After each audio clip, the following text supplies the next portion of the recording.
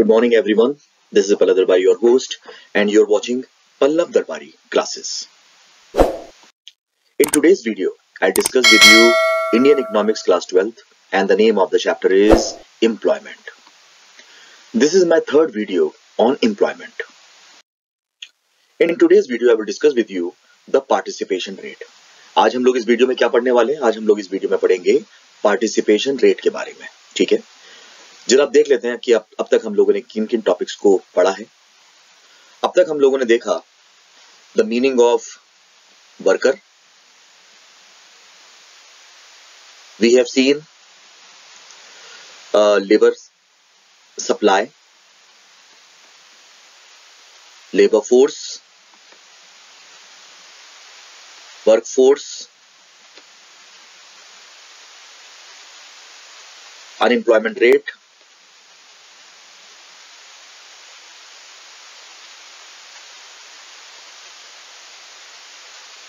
and the glimpses of the participation rate.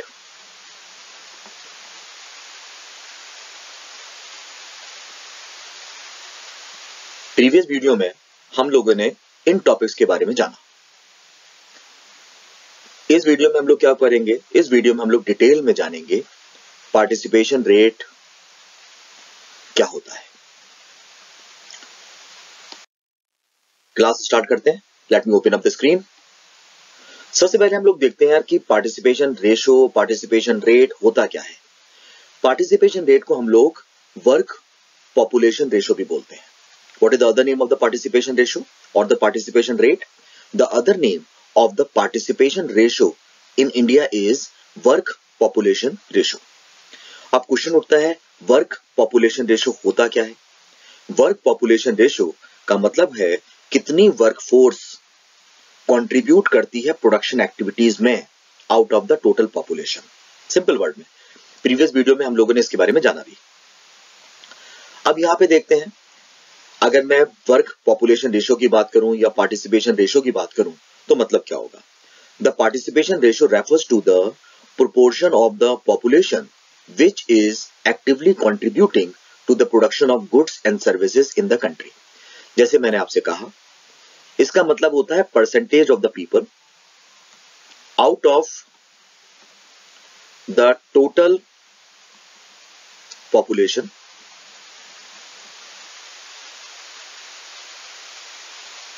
who are contributing in the production activities।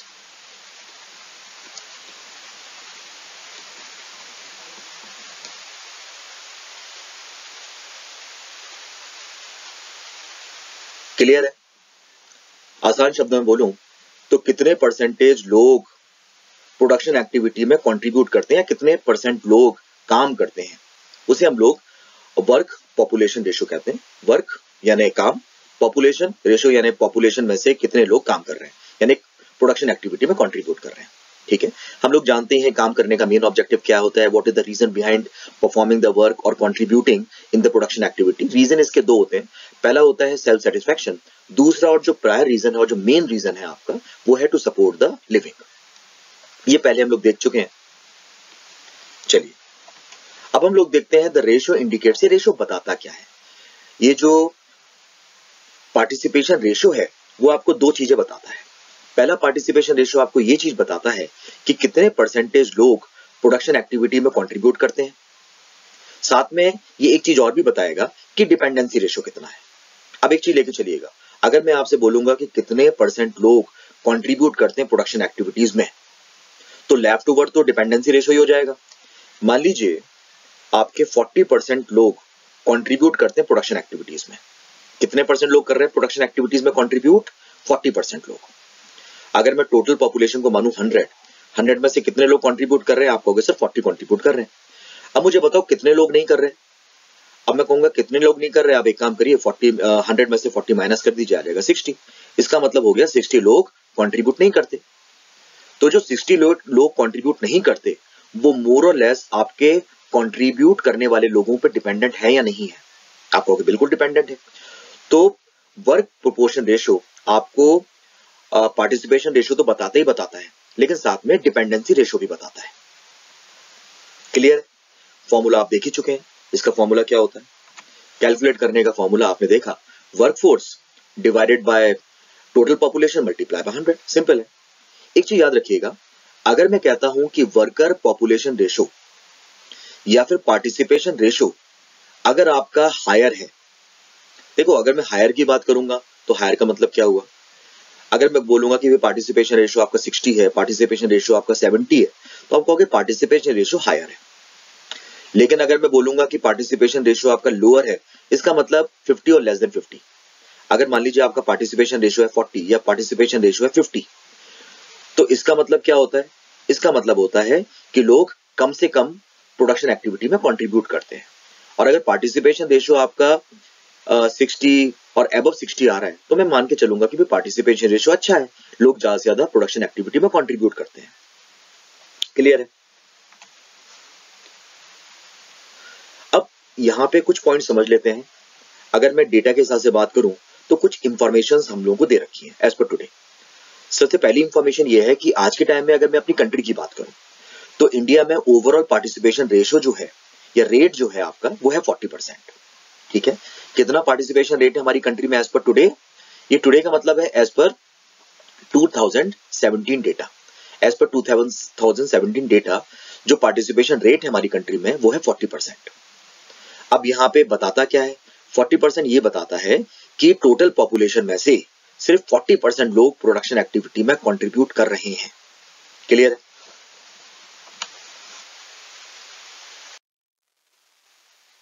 ये बताता है कि अगर जैसे अभी हम लोगों ने पार्टिसिपेशन रेशियो देखा, तो आप एक चीज लेके चलिएगा, जो पार्टिसिपेशन रेट है रूरल एरिया का वो है आपका 42% और अर्बन एरिया का है 30%।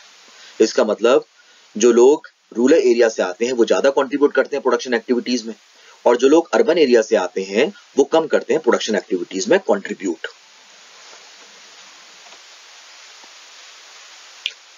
नेक्स्ट चीज है कि अगर मैं फीमेल पार्टिसिपेशन की बात करूं तो फीमेल पार्टिसिपेशन चाहे मैं अर्बन एरिया को लेके चलूं चाहे मैं रूरल एरिया को लेके चलूं, दोनों को लेके चलूं, female participation male participation ratio से कम है।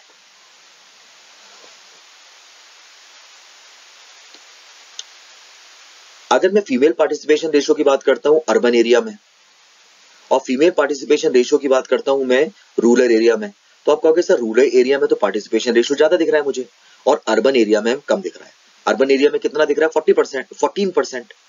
रूरल एरिया में कितना दिख रहा है, आप कहोगे सर रूरल एरिया में 30% दिख रहा है। तो इसके ग्राउंड में बोल सकता हूं कि भाई पार्टिसिपेशन रेशो जो अर्बन एरिया में है वो है कम और रूरल एरिया में है ज्यादा। तो अब हम लोग आगे पढ़ेंगे कि इसके रीजन क्या है। जो भी हम लोगों ने अभी डेटा देखा उस डेटा को हम लोग एनालाइज करते हैं। हमेशा एक चीज याद रखिएगा, जब भी मैं हमारे जो क्वेश्चंस आते हैं इस पर्टिकुलर टॉपिक में से जो हम लोग पढ़ रहे हैं पार्टिसिपेशन रेट या पार्टिसिपेशन रेशो, इसमें से केस स्टडी प्लॉट होगी, केस स्टडी बोल लूं या मैं डेटा एनालिसिस कह लूं, तो जो डेटा एनालिसिस इस पर्टिकुलर टॉपिक में से आएगा वो आएगा 3 to 6 मार्क्स का। ठीक है, तो बहुत इंपॉर्टेंट टॉपिक है। आपने खुद ही देखा कि भाई डेटा एनालिसिस आपका 3 नंबर का आ रहा है, 6 नंबर का आ रहा है, तो बहुत इंपॉर्टेंट है। अब हम लोग यहाँ पे जानेंगे कि भाई डेटा एनालिसिस में मुझे करना क्या होता है। डेटा एनालिसिस में हम लोग दो चीजों पे एम्फेसाइज करते हैं। सबसे पहले हम लोग एम्फेसाइज करते हैं इफेक्ट क्या होगा, दूसरा इसका रीजन क्या है।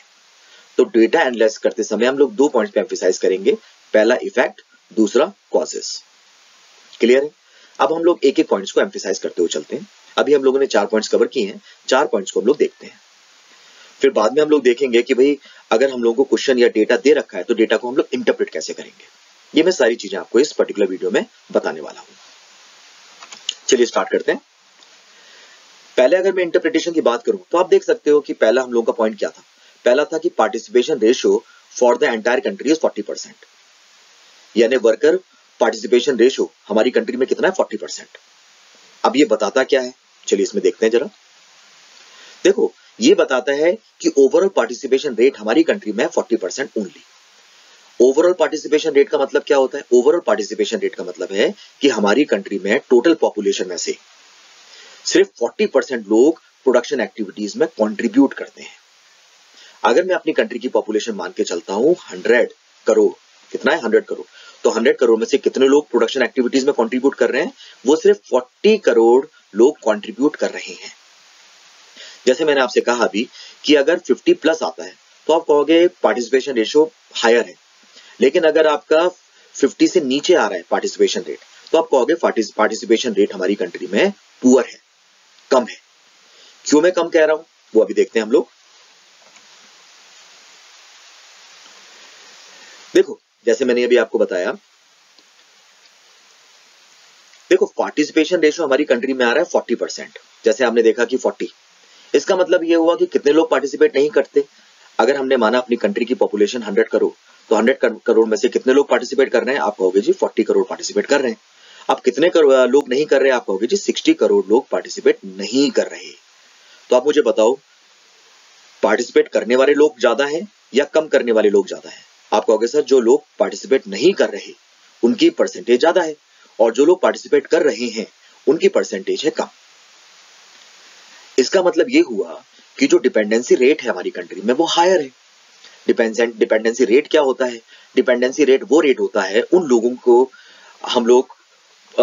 का परसेंटेज हम लोग डिपेंडेंसी रेट में डालते हैं जो लोग पार्टिसिपेट नहीं करते और किसी ना किसी तरीके से पार्टिसिपेट करने वाले लोगों पे डिपेंडेंट है।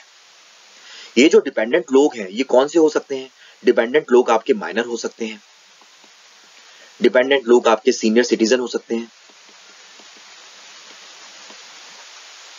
ये आपके जॉब सीकर्स हो सकते हैं।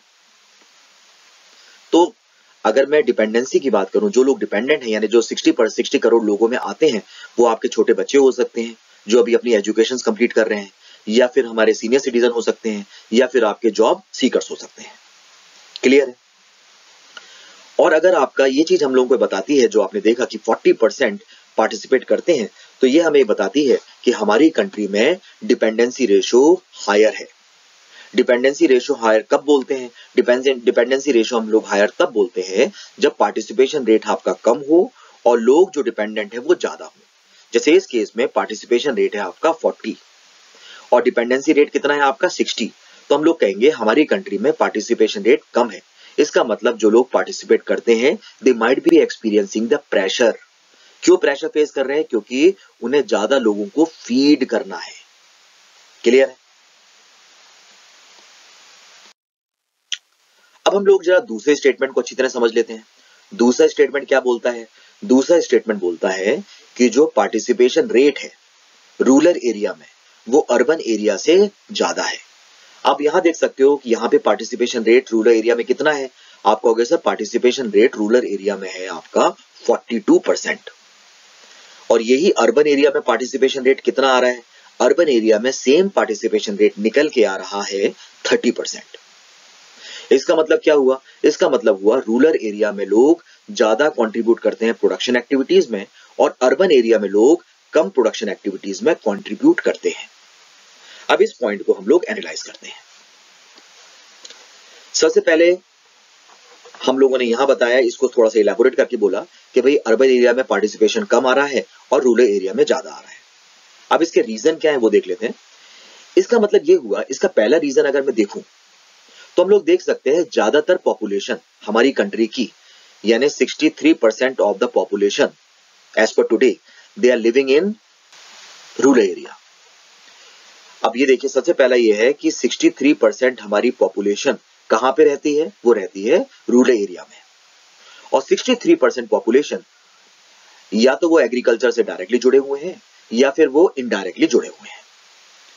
अब जब 63% पॉपुलेशन एग्रीकल्चर या एग्रीकल्चर एलिड एक्टिविटी से जुड़ेगी तो ज्यादा से ज्यादा लोग कंट्रीब्यूट करेंगे प्रोडक्शन एक्टिविटीज में। और कहां से लोग प्रोडक्शन एक्टिविटीज में कंट्रीब्यूट करेंगे? रूरल एरिया से, क्योंकि मेजॉरिटी ऑफ द पॉपुलेशन तो रूरल एरिया में रहती है और कम पॉपुलेशन हमारी अर्बन एरिया में रहती है। अगर कम पॉपुलेशन अर्बन एरिया में रहेगी तो कंट्रीब्यूशन जो अर्बन एरिया से है वो ज्यादा नहीं आएगा, वो आपका कम आएगा। क्लियर है? एक रीजन आपका ये बैठता है कि भाई रूरल एरिया में कंट्रीब्यूशन ज्यादा क्यों आ रहा है? क्योंकि यहाँ पे पहला पॉपुलेशन ज्यादा रूरल एरिया में रहती है और पॉपुलेशन कम आपकी अर्बन एरिया में रहती है। पहला पॉइंट। सेकंड पॉइंट की बात करूं, सेकंड पॉइंट आपका कहता है कि अगर मैं रूरल एरिया की बात करूं तो रूरल एरिया में गरीबी ज्यादा है। अब क्वेश्चन उठता है कि रूरल एरिया में गरीबी ज्यादा है तो उससे क्या होगा? अगर रूरल एरिया में गरीबी ज्यादा होगी तो लोग क्या करते हैं? स्कूल ड्रॉप आउट कर देंगे। अर्ली एज में ही पैसा कमाने में लग जाएंगे, अर्ली एज में ही वो होटल्स में काम करने लगेंगे, अर्ली एज में ही खेतीबाड़ी स्टार्ट कर देंगे, अर्ली एज में ही डेयरी में काम करना स्टार्ट कर देंगे। इसका मतलब ये हुआ कि रूरल एरिया में लोग ज्यादा से ज्यादा काम करना शुरू कर देते हैं। देखो, वर्कफोर्स की अगर बात की जाए तो वर्कफोर्स का मतलब क्या होता है? वर्कफोर्स हम लोगों ने प्रीवियस वीडियो में देखा।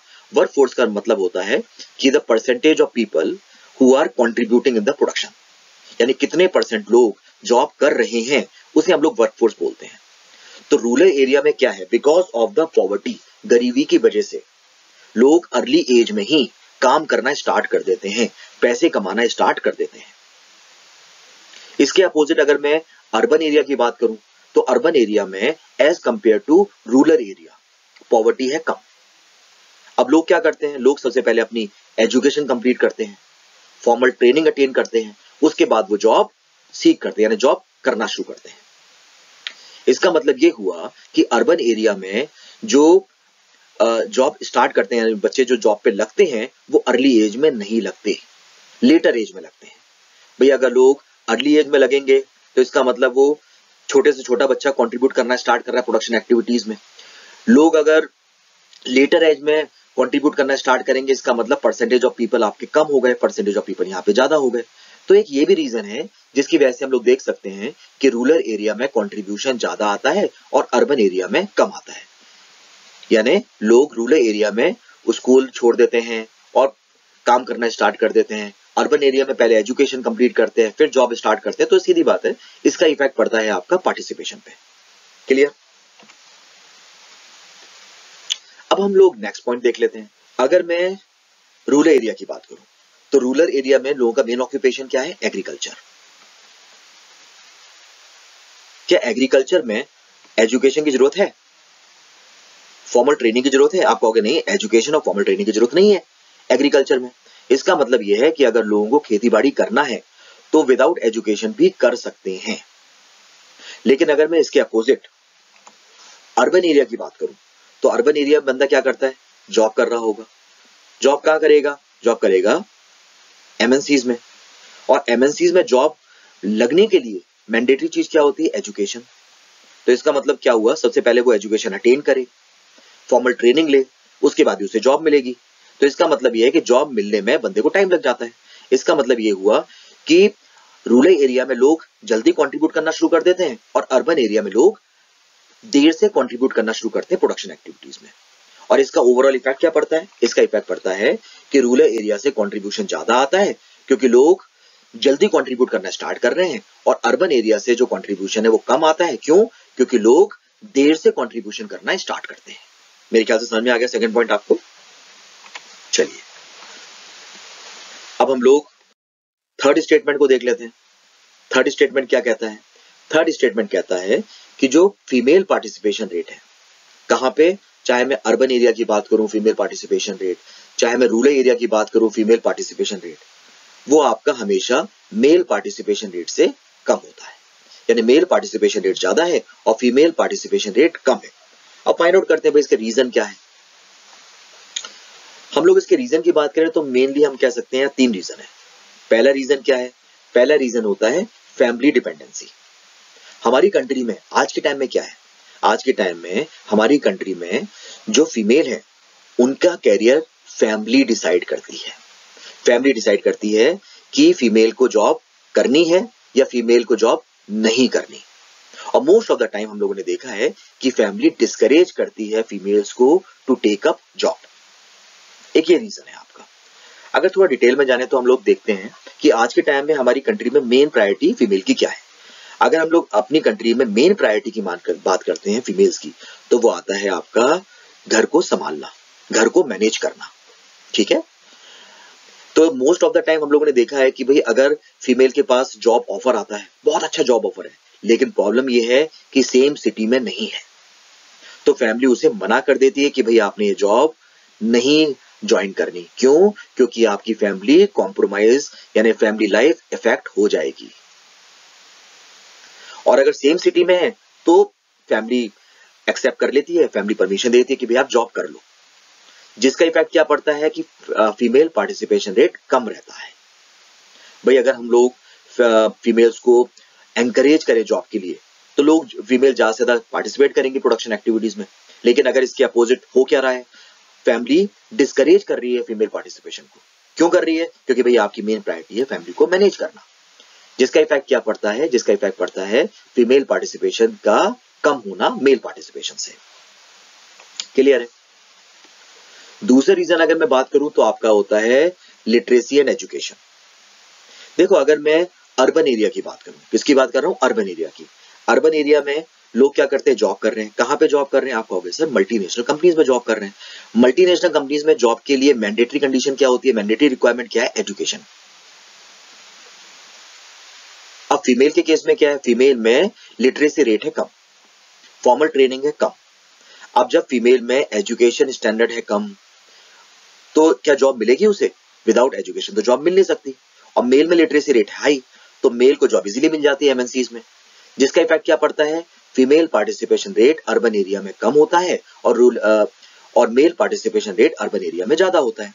अभी हमने देखा, तो मैं इसमें क्या देखा, हम लोगों ने यहाँ पे अभी देखा कि भाई जो मेन फैक्टर्स है जिसकी वजह से female participation rate urban area में कम आ रहा है वो है आपका फॉर्मल एजुकेशन एंड ट्रेनिंग।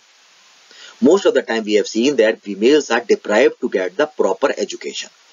जब उन्हें एजुकेशन नहीं मिलती तो अर्बन एरिया में उन्हें जॉब भी नहीं मिलती, जिसकी वजह से उनका पार्टिसिपेशन प्रोडक्शन एक्टिविटीज में हमेशा कम रहता है as compare to male participation.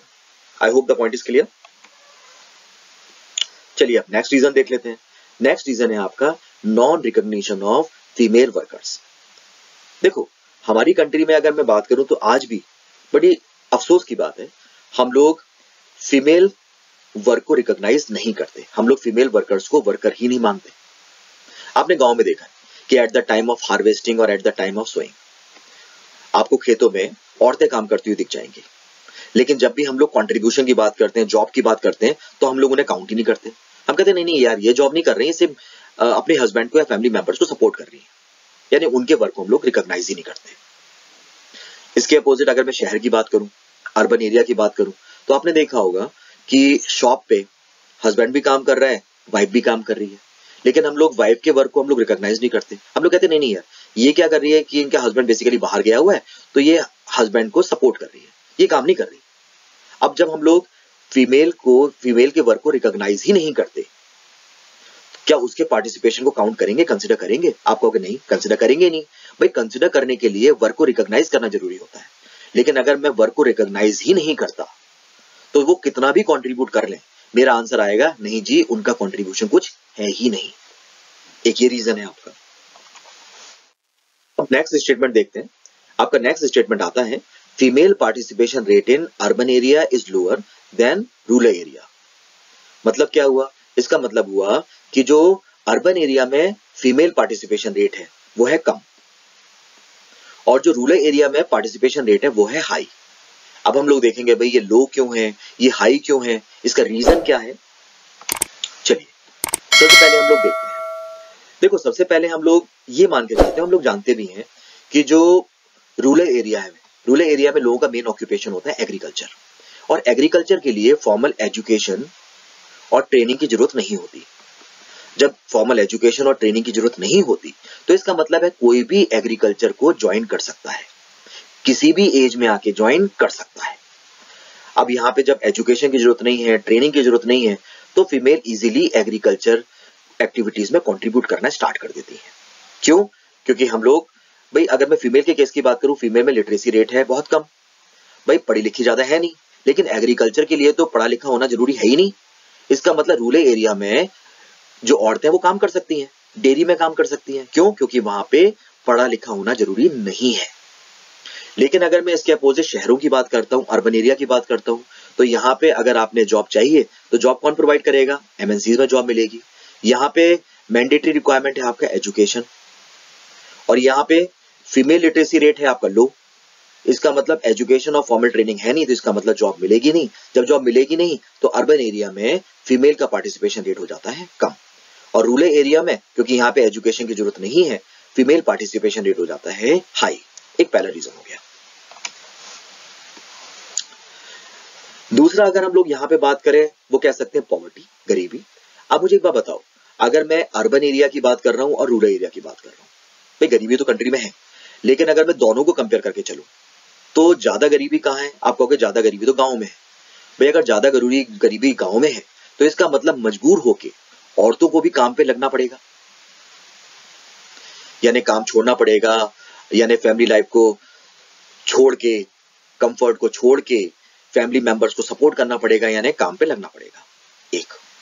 लेकिन अगर मैं इसके अपोजिट शहर की बात करता हूं, शहर में गरीबी कम, इसका मतलब शहर में लोगों को यानी औरतों को फैमिली मेंबर्स को सपोर्ट करने की जरूरत कम पड़ती है लेकिन कम पड़ती है as compare to rural area. क्यों? क्योंकि यहाँ पे गरीबी है कम, जिसकी वजह से क्या होता है, female participation rate urban area में कम हो जाता है और रूरल एरिया में हाई हो जाता है।